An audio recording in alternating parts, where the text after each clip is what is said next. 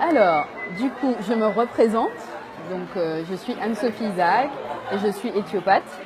Donc, j'imagine que peu de personnes savent ce qu'est l'éthiopathie. Donc, l'éthiopathie, c'est quoi? L'éthiopathie, c'est une thérapie manuelle qui permet de remonter en fait à la cause des douleurs du patient. Alors, je suis juste un petit peu...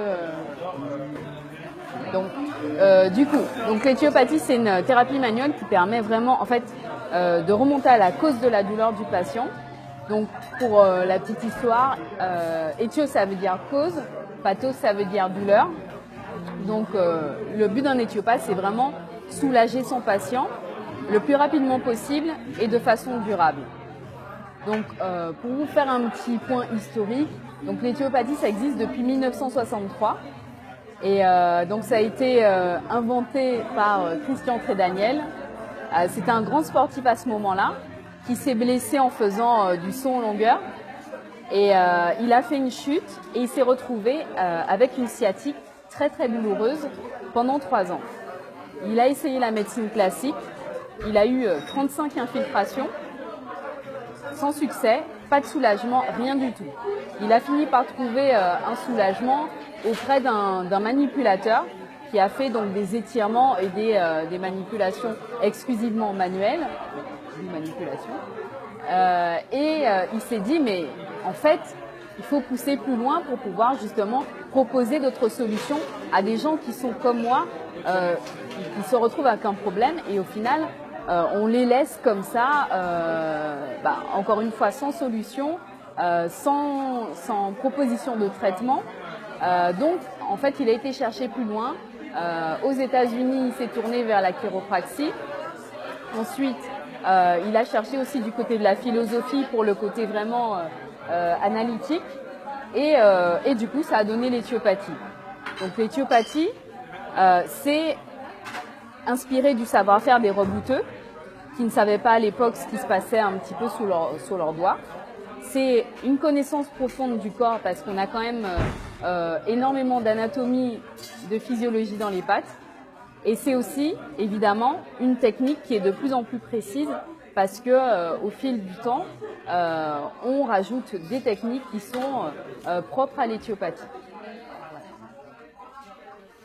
Qu'est-ce que je peux vous dire d'autre là-dessus? Donc, en termes de pathologie... Explique-moi la différence entre un kiné, un chiropracteur et toi, ce que tu fais. Alors, un kiné, normalement, il est là pour la rééducation. Ce que les gens ne savent plus actuellement, normalement, un kiné, il ne s'occupe pas de tout ce qui est sciatique. Il s'occupe plus de remettre quelqu'un en place, en ordre, après, par exemple, un accident, un traumatisme, etc. Ensuite, un chiropracteur, je ne connais pas très très bien la chiropraxie, mais il me semble qu'eux, ils travaillent davantage avec tout ce qui est cervical. Ils ont des techniques qui ressemblent aux nôtres, parce qu'au final, on a des techniques qui sont un peu tirées de la chiropraxie. Ce qui va être vraiment différent, c'est la façon de fonctionner, la façon de raisonner qui est vraiment directement tirée de la philosophie, puisque notre raisonnement, il est causal. Notre but, c'est vraiment, un patient vient me voir. Je vais prendre l'exemple d'une dame qui vient avec une douleur dans le bras droit, qui descend de l'épaule jusqu'au bras. Moi, je vais lui poser des questions pour savoir est-ce que c'est une douleur qui est névralgique, est-ce qu'elle a des fourmillements dans les doigts, depuis quand la douleur est là, est-ce qu'il y a eu un traumatisme. Je vais lui poser un tas de questions pour pouvoir faire une analyse et me rendre compte déjà de la zone que je vais aller manipuler. Je sais, en lui posant des questions, que je vais aller voir les cervicales. Pourquoi ? Parce que au niveau des cervicales, on a justement l'innervation du membre supérieur. Donc je vais aller à 1 ou 2 étages bien précis et je suis sûre que je vais retrouver une douleur qui est la vraie cause de ce trajet douloureux. Donc en la supprimant une ou plusieurs fois en fonction de la durée depuis laquelle le phénomène douloureux est installé, ça me permettra de la soulager de façon durable et de faire même disparaître sa douleur. Donc, voilà, je ne sais pas si j'ai répondu complètement à ta question. Donc, Dans la semaine, tu vas rencontrer des infirmières abîmées. Donc, tu vas commencer à leur dire qu'il faut qu'ils viennent voir les étudiants. Déjà, Moi, je suis très médecine parallèle, ça parle. voilà. Je dis plus rien. Ensuite, ce qui est assez intéressant, c'est qu'en fait, on voit vraiment le corps dans son ensemble. C'est-à-dire que le corps, c'est un grand système constitué de sous-systèmes. Et le corps est tellement bien fait qu'au final, il arrive à s'adapter dans des situations assez extrêmes, on le sait. Et au final, en tant qu'éthiopathe, moi je suis là pour donner un coup de pouce au corps parce que lui, il sait très bien ce qu'il doit faire pour rétablir son équilibre. Donc voilà, c'est vraiment ça. Et ce qui est super intéressant, c'est que on peut soigner aussi bien le bébé, la femme enceinte, un adulte, un adolescent, une personne âgée. Enfin, on peut soigner énormément de personnes et c'est tout bonnement génial en fait. Et pour vous dire un petit peu quand même ce qu'on peut soigner, parce que c'est quand même un peu plus pratique de savoir dans quel cas on consulte un éthiopathe ou une éthiopathe. Donc en fait, moi je peux soigner tout ce qui est torticolis, lumbago, sciatique, entorse, dès lors qu'il n'y a pas de, par exemple, de fracture ou notamment de fracture ouverte, ça c'est pas mon domaine. Dès qu'il y a une urgence qui est vraiment vitale, ce ne sera pas pour un éthiopathe. De toute façon, on s'en doute un peu. Donc, comment ? Tu masses ou tu as des petits points Non, en fait, c'est plus quelque chose de plus dynamique. Ce sont des techniques manuelles, entre guillemets, ce qu'on dit, on fait craquer. Donc, ça va être des techniques plus dynamiques pour tout ce qui concerne le système articulaire, plus douces pour tout ce qui concerne le système digestif, parce que du coup, on peut soigner aussi tout ce qui est, par exemple, les reflux, remontées acides, troubles de la digestion, constipation, diarrhée chronique. Enfin, dès qu'il y a une chronicité dans l'histoire, on peut intervenir, évidemment, en demandant aussi à la personne en amont de revérifier un petit peu son alimentation, ce qui est absolument ultra important. On peut également agir sur tout ce qui est système ORL. Donc moi, par exemple, j'ai connu l'éthiopathie pour une sinusite. Je faisais tout le temps des sinusites chroniques. Et je ne sais pas si vous avez déjà eu une sinusite. C'est comme une gueule de bois, mais plus. Voilà. Dès qu'on penche la tête, on a l'espèce de barre ici. C'est vraiment une douleur qui est insupportable. Et du coup, en fait, on m'a parlé de l'éthiopathie. Donc je me suis dit,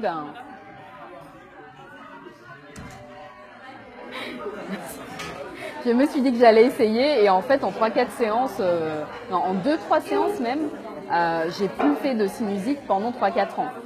Donc c'est plutôt sympa. Et maintenant, dès que j'ai un petit début de sinusite, je sais ce qu'il faut faire. Soit je vais voir un confrère, soit j'ai la possibilité directement de m'auto-soigner. Donc c'est génial.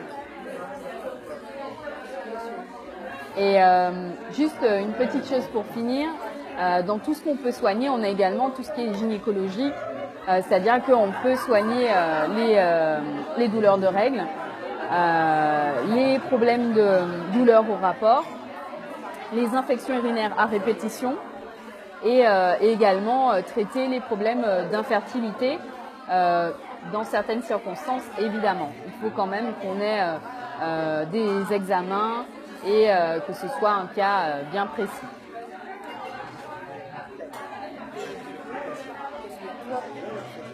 Dans toute cette liste-là, tu pratiques ça? Moi, je fais tout. Exactement.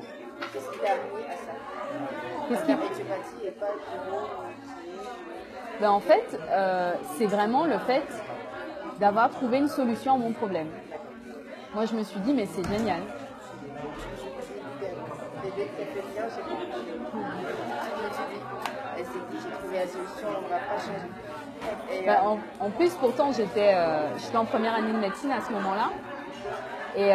Et du coup, première année de médecine, c'est un autre environnement, le concours.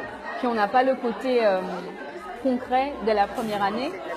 Donc c'est vrai que bon, je me désintéressais un petit peu de ça. Et voilà, et du fait d'avoir trouvé une solution à mon problème, bah, je me suis dit, mais en fait, moi je veux faire ça. C'est trop bien. Donc voilà. Et aujourd'hui, comment tu exerces, comment tu pratiques, comment tu fais ça en pratique au quotidien? Au quotidien, bah, moi j'exerce pour l'instant donc, dans 2 cabinets. C'est ce que tu me demandais. Hein. Ouais. Dans 2 cabinets, donc je suis dans le 17e avec d'autres praticiens. Et je suis également dans le 20e arrondissement de Paris, où je suis tutrice pour les dernières années d'éthiopathie. Donc ça me permet justement de les superviser parce que bah, c'est comme ça que moi aussi j'ai commencé. Bah, lorsqu'ils ne sont pas là, je reçois au cabinet normalement. Et je fais aussi des consultations à domicile. Comment 1 an et demi ça fait. Enfin un peu plus, mais 1 an et demi que j'ai mon cabinet. Ça fait 3 ans que je suis diplômée, donc j'ai commencé quand même à faire des consultations à domicile. Mais j'ai vraiment plus de patientes. Enfin, j'ai plus une patientèle vraiment depuis 1 an et demi. Comment? Qui te prescrit? Personne? Comment les gens ils sont au courant de ce que tu fais là? Alors c'est souvent le bouche à oreille. Soit les gens ont entendu par une émission, internet, mais plus bouche à oreille et la télé. Parce qu'au final, c'est souvent des gens qui ont déjà essayé 1001 pratiques et ils se retrouvent devant toi en te disant j'espère que vous êtes la solution parce que j'ai déjà essayé ça et ça n'a pas marché. Et je vais prendre le cas d'une patiente qui est venue me voir pour des douleurs intercostales qui étaient vraiment très très très douloureuses à tel point qu'elle ne pouvait même pas poser sa main sur son flanc. Et je l'ai soignée, donc du coup, en une première séance, j'ai réussi à ne plus avoir du tout de douleur quand elle se touchait le flanc. Et elle a pleuré de soulagement parce que ça faisait 1 an et demi, 2 ans qu'elle souffrait sans relâche. Donc c'est hyper gratifiant de voir qu'on peut soulager comme ça, avec cette technique, une personne qui attend une solution depuis extrêmement longtemps. Du coup, ça peut être efficace en une séance, c'est rare. Hein. En général, il faut au moins 2 séances. Et puis souvent, les gens ne viennent pas au premier. Ceux qui viennent tout de suite, c'est ceux qui ont déjà eu l'occasion de consulter et de voir les résultats. Donc, ils se disent, je ne vais pas attendre parce que je sais que sinon, ça fera plusieurs séances. Donc, je viens tout de suite et au moins, je sais que mon problème, il est résolu le plus rapidement possible. Une séance dure entre 30 et 45 minutes. Enfin, pour moi. Ça dépend des personnes. Moi, j'aime bien prendre mon temps parce que, du coup, moi, ce qui m'importe vraiment, c'est que la personne ressorte de mon cabinet en se disant « mais il s'est passé quelque chose, là, je vais mieux ». Et du coup, je vais vous faire passer un peu un bouquin qui parle un petit peu de tout ce qu'on peut soigner, toutes les pathologies de A à Z, et ça vous permet de vous faire une petite idée de ce que je fais. J'ai une deuxième question. Oui. Un traitement chez toi, c'est quoi? C'est une, 2, 3 séances. Qu'est-ce qui est le mieux pour toi quand tu poses un diagnostic chez une patiente? En fait, c'est difficile de savoir combien de séances la personne exactement aura besoin. En moyenne, pour une pathologie du quotidien qui est pas installée depuis trop longtemps, je dirais 3 à 5 séances. Je sais pourquoi je t'appelle.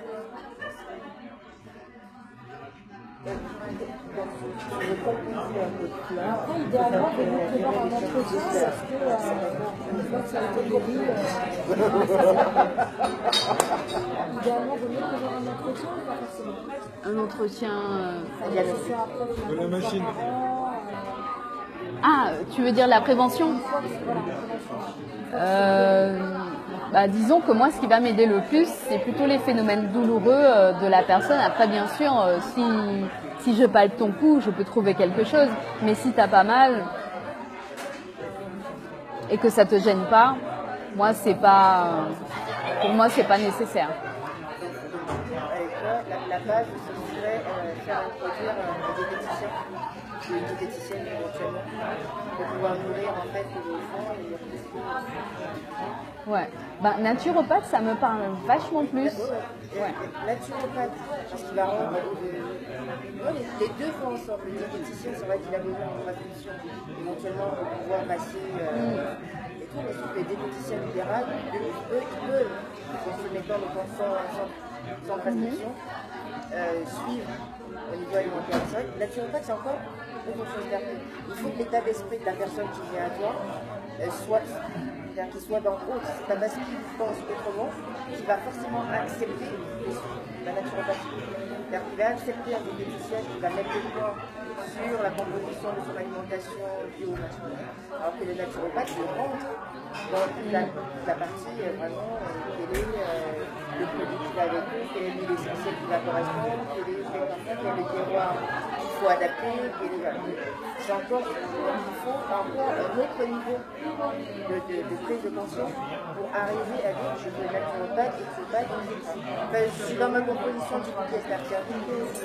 Présenter un atelier où je fais intervenir pour 300-400 personnes sur une de séances.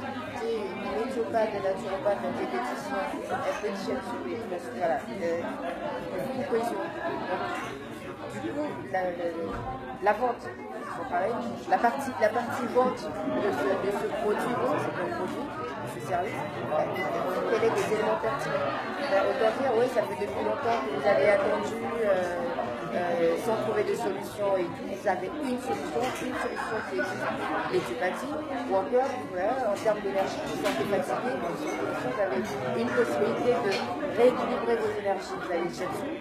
Et après, derrière, n'oubliez pas que l'alimentation est importante, et dans l'alimentation, vous avez deux niveaux. Vous avez la partie alimentation quotidienne, parce que les porte-monnaies ne permettent pas de, ça c'est le diététicien, et la personne qui peut aller au-delà, qui peut se permettre, et tout là c'est le naturopathe, parce que là le porte-monnaie est chaud. Donc, ça veut dire que tu présentes les 4 éléments, tu as un bouquet, là, il y a 4 personnes, voilà. C'est pour ça que je posais des questions. Ah ouais, non mais carrément, hein. Parce qu'au final, c'est vrai que, surtout dans les traitements qui sont un peu plus chroniques, comme par exemple les cas de soit reflux, soit les reflux qui sont soit causés par un aliment qui ne va pas à la personne et elle ne s'en est pas forcément rendu compte.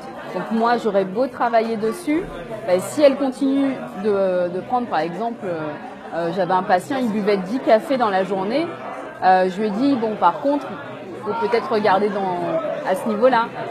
Après, il y en a d'autres qui peuvent être intolérants au lait. Donc c'est vrai qu'avec l'approche d'une diététicienne et d'une naturopathe, ça permet justement d'enlever ces facteurs qui vont favoriser la récidive. Donc moi, c'est vrai que c'est ce que je voudrais parce que ça va dans le sens de... Ça permet un traitement de fond et la partie, le reflux, il y a toute la partie acidité, donc il y a la création de l'ulcère avec, du coup il va compenser avec le traitement encore médicalement plus derrière. Ça va. Ouais, c'est ça. L'acidité de l'intérieur, c'est la traiter en amont. Il faut la traiter dans ce qu'on ingère, dans la cause, parce qu'il y a la gestion du stress aussi. C'est ça. Parce que là, ce n'est pas les petits cafés qui suffisent, c'est qu'est-ce qui l'amène à prendre les petits cafés. Il y a quelque chose en amont.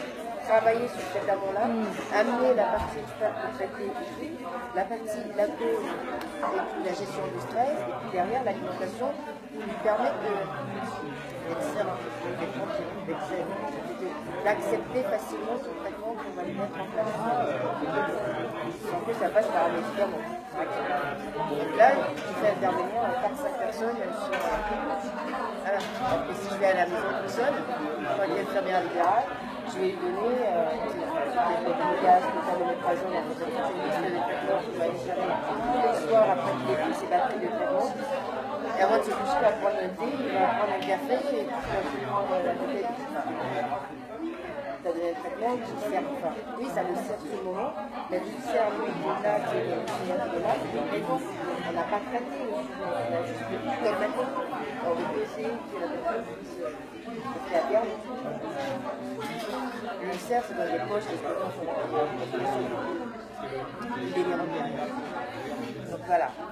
Merci. Je t'en prie.